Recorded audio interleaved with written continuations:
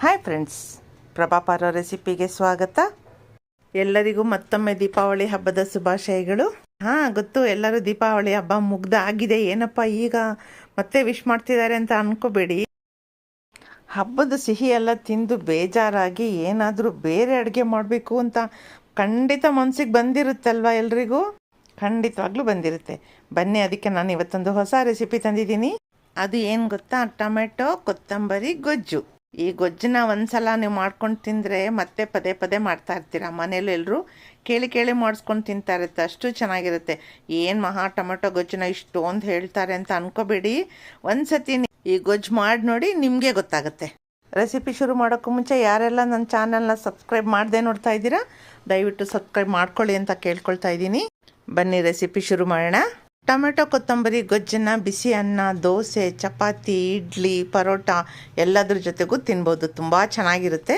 ಇದಕ್ಕೆ ಬೇಕಾಗಿರೋಂಥ ಪದಾರ್ಥಗಳು ಏನೇನು ಅಂತ ಡಿಸ್ಕ್ರಿಪ್ಷನಲ್ಲೂ ಕೊಟ್ಟಿರ್ತೀನಿ, ಹಾಗೆ ಇದರಲ್ಲೂ ತೋರಿಸ್ತಾ ಇದ್ದೀನಿ, ನೋಡ್ಕೊಳ್ಳಿ. 2 ಟೊಮೆಟೊ, 1 ಈರುಳ್ಳಿ, 1 ಹಿಡಿ ಕೊತ್ತಂಬರಿ ಸೊಪ್ಪು, ಸ್ವಲ್ಪ ಕರ್ಬೇವಿನ ಸೊಪ್ಪು, ಬೆಳ್ಳುಳ್ಳಿ, ಹುಣಸೆ ಹಣ್ಣು, ಹಾಗೆಯೇ ಧನಿಯಾ, ಜೀರಿಗೆ, ಕೆಂಪು ಮೆಣಸಿನ್ಕಾಯಿ, ಕಡಲೆ ಬೀಜ, ಕಾಳು ಮೆಣಸು. ಬನ್ನಿ, ಮೊದಲಿಗೆ ಸ್ಟವ್ ಮೇಲೆ ಒಂದು ಬಾಣಲಿ ಇಟ್ಟು ಅದಕ್ಕೆ 2 ಟೀ ಸ್ಪೂನಷ್ಟು ಎಣ್ಣೆ ಹಾಕ್ತಾಯಿದ್ದೀನಿ. ಎಣ್ಣೆ ಚೆನ್ನಾಗಿ ಬಿಸಿ ಆದಮೇಲೆ ಮೊದಲಿಗೆ 2 ಸ್ಪೂನು ಕಡಲೆ ಬೀಜ ತೆಗೆದಿಟ್ಕೊಂಡಿದ್ವಲ್ಲ ಅದು ಹಾಕ್ತಾಯಿದ್ದೀನಿ. ಚೆನ್ನಾಗಿ ಸ್ವಲ್ಪ ಬ್ರೌನ್ ಆಗೋವರೆಗೂ ಅದನ್ನು ಹುರ್ಕೊಳ್ಳೋಣ.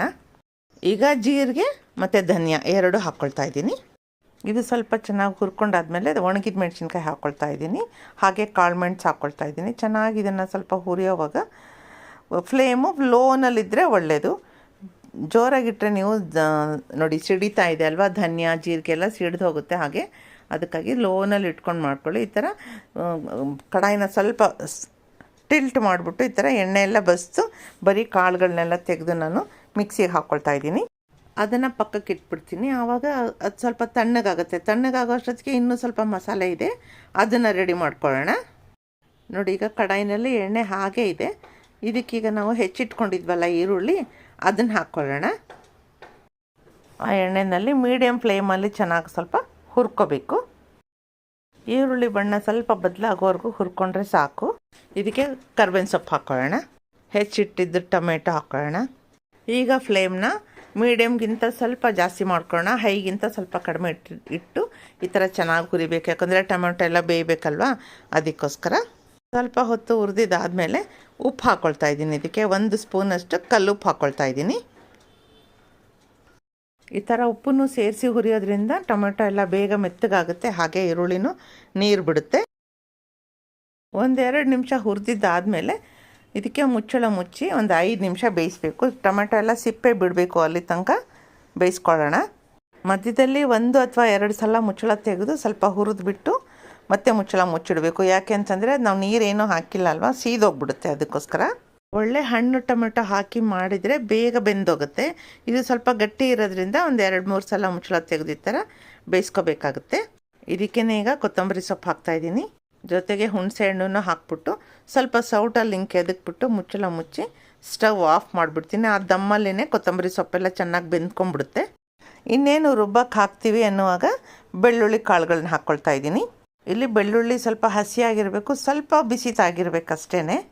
ಇದು ಸ್ವಲ್ಪ ಕೂಲ್ ಆಗೋ ಅಷ್ಟೊತ್ತಿಗೆ ನಾವು ಒಗ್ಗರಣೆಗೆ ಎಲ್ಲ ಮಸಾಲೆ ರೆಡಿ ಮಾಡ್ಕೊಂಬಿಡೋಣ. ಸಾಸಿವೆ, ಉದ್ದಿನಬೇಳೆ, ಈರುಳ್ಳಿ, ಕರ್ಬೇವಿನ ಸೊಪ್ಪು, ಹಾಗೆ ಒಣಮೆಣಸಿನ್ಕಾಯಿ ರೆಡಿ ಮಾಡಿ ಇಟ್ಕೊಂಡಿದ್ದೀನಿ. ಈಗಾಗಲೇ ನಾವು ಧನಿಯಾ ಜೀರಿಗೆನ ಮಿಕ್ಸಿನಲ್ಲಿ ಹಾಕಿಟ್ಕೊಂಡಿದ್ವಿ. ಅದ್ರ ಜೊತೆಗೆ ಈರುಳ್ಳಿ, ಟೊಮೆಟೊ, ಕೊತ್ತಂಬರಿ ಸೊಪ್ಪು, ಬೆಳ್ಳುಳ್ಳಿದು ಮಸಾಲೆ ಸಹ ಹಾಕ್ಕೊಳ್ತಾ ಇದ್ದೀನಿ. ಆ ಕಡಾಯಿಗೆ ಒಂದು ಸ್ವಲ್ಪ ನೀರು, 1/4 ಲೋಟ ಅಷ್ಟು ನೀರು ಹಾಕಿ ಅದನ್ನು ಅದಕ್ಕೆ ಹಾಕ್ಕೊಳ್ತಾ ಇದ್ದೀನಿ. ನೋಡಿ, 2 ಚಮಚದಷ್ಟಿದೆ ಅಷ್ಟೇ ಈ ನೀರು. ಅದನ್ನು ಮಿಕ್ಸಿಗೆ ಹಾಕ್ಕೊಳ್ತಾ ಇದ್ದೀನಿ. ಇದೀಗ ಗ್ರೈಂಡ್ ಮಾಡ್ಕೊಂಡು ಬರ್ತಾ ಇದ್ದೀನಿ. ಇದನ್ನು ಫುಲ್ ನುಣ್ಣಗೆ ರುಬ್ಬಬಾರ್ದು, ಸ್ವಲ್ಪ ತರಿಯಾಗೇ ಇರಬೇಕು. ನೋಡಿ, ಇಷ್ಟರ ಮಟ್ಟಿಗೆ. ತುಂಬ ತರಿ ಅನಿಸಿದ್ರೆ ಇನ್ನು ಸ್ವಲ್ಪ ರುಬ್ಕೊಳ್ಳಿ, ಪರವಾಗಿಲ್ಲ. ಈಗ ಇದನ್ನು ಪಕ್ಕಕ್ಕಿಟ್ಟು ಒಗ್ಗರಣೆ ಮಾಡ್ಕೊಳ್ಳೋಣ. ಸ್ಟವ್ ಮೇಲೆ ಅದೇ ಕಡಾಯಿಗೆ 2 ಟೀ ಸ್ಪೂನ್ ಆಯಿಲ್ ಹಾಕ್ಕೊಳ್ತಾ ಇದ್ದೀನಿ. ಎಣ್ಣೆ ಚೆನ್ನಾಗಿ ಕಾದಿದ ಮೇಲೆ ಸಾಸಿವೆ, ಉದ್ದಿನಬೇಳೆ, 1/4 ಚಮಚದಷ್ಟು ಹಿಂಗಿನ ಪುಡಿ, ಇವೆರಡು ಸ್ವಲ್ಪ ಚೆನ್ನಾಗಿ ಬ್ರೌನ್ ಆಗೋವರೆಗೂ ಹುಡ್ಕೊಳ್ಳೋಣ. ಈಗ ಒಣಮೆಣಸಿನ್ಕಾಯಿ ಹಾಕ್ತೀನಿ. ಈಗ ಕರ್ಬೇವಿನ ಸೊಪ್ಪನ್ನ ಸಣ್ಣಕ್ಕೆ ಪುಡಿ ಪುಡಿಯಾಗಿ ಕಟ್ ಮಾಡಿ ಹಾಕ್ತೀನಿ, ಯಾಕಂದರೆ ತೆಗೆದು ಹಾಕಬಾರ್ದು ಅಂತ. ಕೊನೆಯಲ್ಲಿ ಈರುಳ್ಳಿ ಹಾಕ್ತಾಯಿದ್ದೀನಿ. ಇದೆಲ್ಲ ಸೇರಿ ಚೆನ್ನಾಗಿ ಈಗ ಫ್ಲೇಮ್ ಜಾಸ್ತಿ ಮಾಡಿ ಚೆನ್ನಾಗಿ ಫ್ರೈ ಮಾಡ್ಕೊಳ್ಳೋಣ. ಈ ಥರ ಈರುಳ್ಳಿ ಎಲ್ಲ ಬ್ರೌನ್ ಆದಮೇಲೆ ನಾವು ರುಬ್ಬಿಟ್ಕೊಂಡಿರೋಂಥ ಮಸಾಲೆನ ಇದಕ್ಕೆ ಹಾಕ್ಕೊಳ್ತಾ ಇದ್ದೀನಿ. ಹಾಗೆ ರುಬ್ಬಿರುವಂಥ ಮಿಕ್ಸಿಗೂ ಸ್ವಲ್ಪ ನೀರು ಹಾಕಿ ತಗೊಳ್ತಾ ಇದ್ದೀನಿ.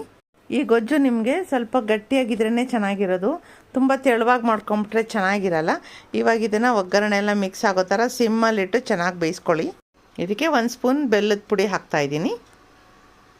ಇದೆಲ್ಲ ಹಾಕಿದ್ಮೇಲೆ 1 ನಿಮಿಷ ಬೆಂದರೆ ಸಾಕು, ತುಂಬ ಹೊತ್ತು ಬೇಯಿಸ್ಕೊಳ್ಳೋದೇನು ಬೇಡ. ಮನೆ ಎಲ್ಲ ಎಷ್ಟು ಘಮ ಘಮ ಅಂತ ವಾಸನೆ ಬರ್ತಾಯಿದೆ ಗೊತ್ತಾ. ಧನಿಯಾ ಜೀರಿಗೆ ಹುರಿದಿರೋದು, ಈ ಮಸಾಲೆ ಬೇಯ್ತಾ ಇರೋದು, ಈ ಟೊಮೆಟೊ ಕೊತ್ತಂಬರಿ ಗೊಜ್ಜು, ಆಹಾ ಅಷ್ಟು ಚೆನ್ನಾಗಿದೆ. ಈಗ ಇದಕ್ಕೆ 2 ಟೀ ಸ್ಪೂನಷ್ಟು ಅಚ್ಚಮೆಣಸಿನ ಪುಡಿ ಹಾಕ್ತಾಯಿದ್ದೀನಿ, 1 ಟೀ ಸ್ಪೂನಷ್ಟು ಅರಿಶಿಣದ ಪುಡಿ ಹಾಕ್ತಾಯಿದ್ದೀನಿ. ಇದೆಲ್ಲ ಹಾಕಿ ಚೆನ್ನಾಗಿ ತಿರುಗಿಸ್ಕೊಂಡು, ಬೇಕಿದ್ದರೆ ಸ್ವಲ್ಪ ನೀರು ಹಾಕ್ಕೊಳ್ಳಿ ನಿಮಗೆ ಬೇಕಾದರೆ, ಬಟ್ ಕನ್ಸಿಸ್ಟೆನ್ಸಿ ಇದು ಕರೆಕ್ಟಾಗಿದೆ, ಇಷ್ಟೇ ಸಾಕು. ಒಂದೇ 1 ನಿಮಿಷ ಬೆಂದಿದ್ದಾದಮೇಲೆ ಈಗ ನಮ್ಮ ಟೊಮೆಟೊ ಕೊತ್ತಂಬರಿ ಸೊಪ್ಪು ಗೊಜ್ಜು ರೆಡಿ. ಬಿಸಿ ಬಿಸಿ ಅನ್ನದ ಜೊತೆಗೆ ತುಪ್ಪ ಹಾಕ್ಕೊಂಡು ಆ ಗೊಜ್ಜು ಹಾಕ್ಕೊಂಡು ತಿಂತಾ ಇದ್ದರೆ ನಿನ್ನ ನಡಿನ ಬರ್ತೀನಿ ಅನ್ನತ್ತೆ, ಅಷ್ಟು ಚೆನ್ನಾಗಿರುತ್ತೆ. ಫ್ರೆಂಡ್ಸ್, ನಿಮಗೂ ಈ ರೆಸಿಪಿ ಇಷ್ಟ ಆಗಿದೆ ಅಂದ್ಕೊಳ್ತೀನಿ. ನೀವು ಮನೇಲಿ ಟ್ರೈ ಮಾಡಿ, ಹಾಗೆ ಹೇಗೆ ಬಂತು ಅಂತ ಹೇಳೋದನ್ನು ಮರಿಬೇಡಿ. ಈ ಥರ ಅಡುಗೆಗಳೆಲ್ಲ ಮಾಡಿದಾಗ ಹೊಟ್ಟೆ ಜಾಸ್ತಿ ಹಸಿವಾಗುತ್ತೆ. ಈ ಥರ ಜೋರು ವಾಸನೆ ಬರುವಾಗೆಲ್ಲ ತುಂಬ ಬೇಗ ಬೇಗ ಹಸಿವಾಗುತ್ತೆ. ನಾನು ಹಾಗಾಗಿ ಇದೇ ರೀತಿ ಈಸಿ ರೆಸಿಪೀಸ್ಗೆ ನನ್ನ ಚಾನಲ್ನ ಫಾಲೋ ಮಾಡೋದನ್ನು ಮರಿಬೇಡಿ. Thank you friends, thank you for watching.